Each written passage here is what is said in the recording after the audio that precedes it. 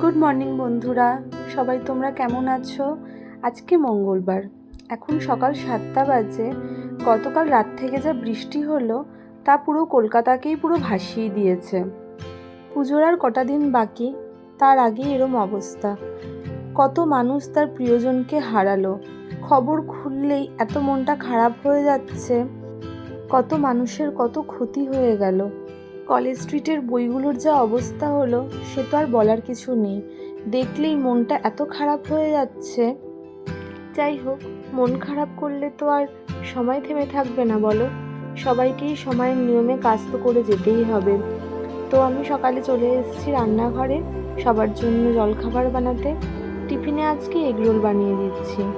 আমার বড় ছেলেও বলছে মা একটু এগরোল বানিয়ে দেবে, আমার এগরোল খেতে ইচ্ছা করছে। আমিও ভাবলাম ঠিক আছে, ঘরে সবই জিনিস আছে যখন, তাহলে একটু এগরোলই বানিয়ে দিই। আমার বাড়ির সামনে গলি থেকে বেরোলেই দেখো একাটু জল হয়ে গেছে। এত বছর এখানে থাকছি, কোনোদিনও এরকম অবস্থা দেখিনি। একদম ঘরোয়া পদ্ধতিতে সাধারণভাবে বানিয়ে দেবো। আমি এরকমভাবে এগরোল আমার ছেলেকে টিফিনেও বানিয়ে দিই জানো। টিফিনে আবার এইসব বানিয়ে দিলে সে ভারী খুশি হয়। কাল মানে বুধবার আমার বড় ছেলের স্কুল ছুটি পড়ে যাচ্ছিল।